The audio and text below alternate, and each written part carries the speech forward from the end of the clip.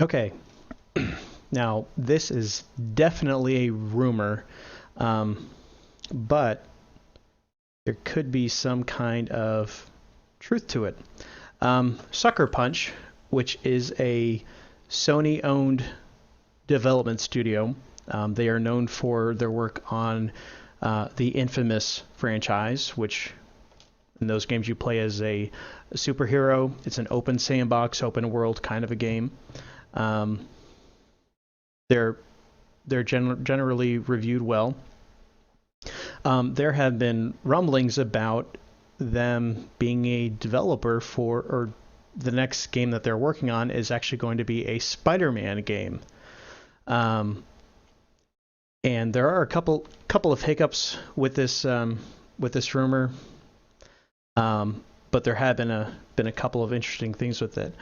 Um, there was a motion capture artist named Stephen Oyoung, and he basically had an online resume with the listing Untitled Spider-Man PS4 project.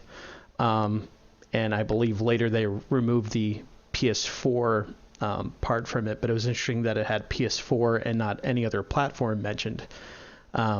It could just be that could be the target platform for the game. Um, and this ties into Sucker Punch, or is the animation director who's named Billy Harper. He tweeted over the weekend that he was going to see Civil War again because reasons. And, you know, when game developers do this, when they tweet something as cryptic as that out, it could just be that they know something that we don't know, and they're just kind of giving us a little bit of a tease there. Um, but yeah, that's kind of how people have taken these different elements and kind of come up with this rumor that Sucker Punch could be working on the next Spider-Man game. Here's the hiccup: Activision owns the rights to the Spider-Man games, and recently they've been only doing movie tie-in games. We had recently had the Amazing Spider-Man 1 and 2, which are basically the same game, just with a different storyline. And but they were kind of interesting because they actually take place after the Amazing Spider-Man movies. They try to fill in the gaps there. So Activision still technically owns the rights. Um, it's possible they could be laying the groundwork to actually develop the game if Activision loses the license for it. But that's kind of where that rumor is now. What would you think of a Spider-Man game developed by a studio of Sucker Punch's caliber? Um, I don't know.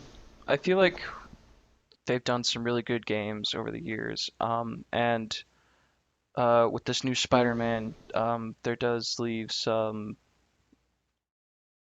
there hasn't been a movie come out for him. So if it's going to be based off of, if they're making a game that's going to be based off the movie, as far as anything goes, we don't really know a whole lot about it. They might use the actor that played Spider-Man in the Avengers movie as the voice actor. Um, but as far as anything else goes, that's about all we know. Uh, I don't know. I didn't play the Amazing Spider-Man games, one or two. The last Spider-Man game I played was probably like Spider-Man 3 of the PlayStation 2, and that was like only when I was sick, staying home from elementary school. So from what I've seen, superhero movies turn into video games, or just superheroes in general turning into video games. Games don't do super well. The Spider-Man games, they weren't bad.